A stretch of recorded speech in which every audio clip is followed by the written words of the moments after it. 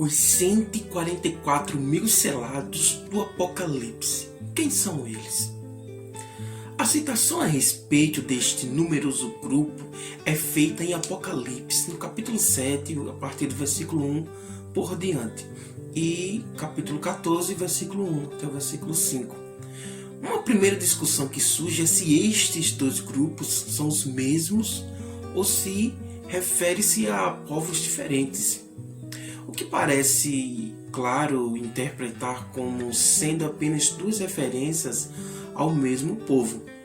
Os amilenistas, por não acreditarem no milênio literal, não aceitam a ideia de que estes são um remanescente judeu que permanecerá fiel, pois não vê nenhuma necessidade disso para que as profecias se cumpram, já que também não acreditam que existirá a grande tribulação.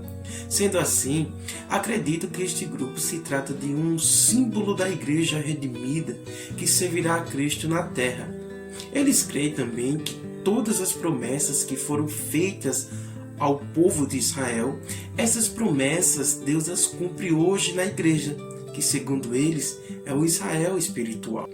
Quanto a esse raciocínio amilenista, devemos estudá-lo com cuidado, pois existe uma necessidade total na existência de um remanescente judeu. Vejamos, as alianças feitas com Abraão ainda não foram totalmente concretizadas, Gênesis capítulo 12 por diante, com Israel no deserto, em Deuteronômio no capítulo 30, com Davi no livro de 2 Samuel, capítulo 7, versículo 12 a 16, e através do profeta Jeremias, em Jeremias capítulo 31, versículo 31 e 34. Todas têm em comum um caráter incondicional e restrito, ou seja, é Deus quem fará e se refere a Israel, pois nelas estão implícitas bênçãos a respeito da posse da terra, da perpetuidade da nação, do reinado do descendente de Davi, etc.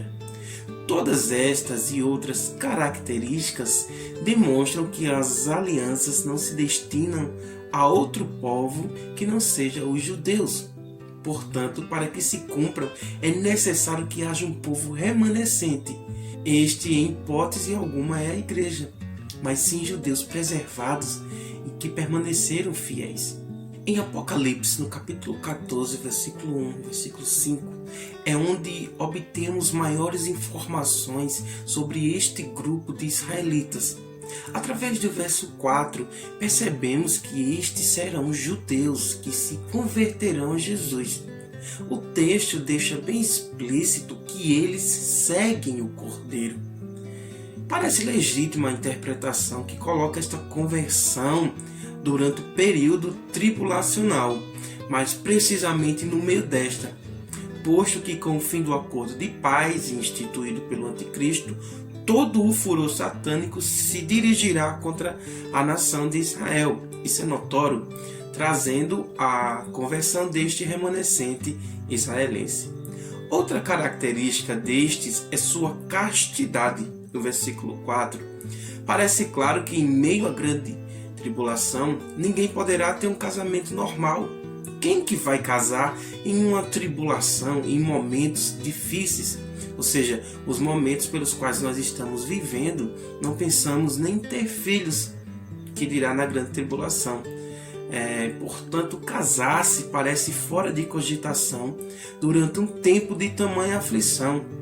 É errado pensar que eles foram escolhidos por serem justos ou por serem virgens, pois se assim fosse, estaríamos corrompendo a santidade do casamento, como também o processo de justificação divina. Mas sim que o chamado de Jesus os tornou convictos em sua posição de santidade e permanência da castidade, da mesma forma que Paulo procedeu. Parece razoável crer que esse grupo pregará o evangelho do reino durante a grande tribulação, já que Deus não levanta servos para permanecerem inertes. Perceba que no evangelho de Mateus, ele vai dizer, e o evangelho do reino será pregado a todas as nações, e então virá o fim. Só que Paulo pregou o evangelho da graça, Pedro pregou o evangelho da graça, assim como muitos outros discípulos e apóstolos pregaram o evangelho da graça.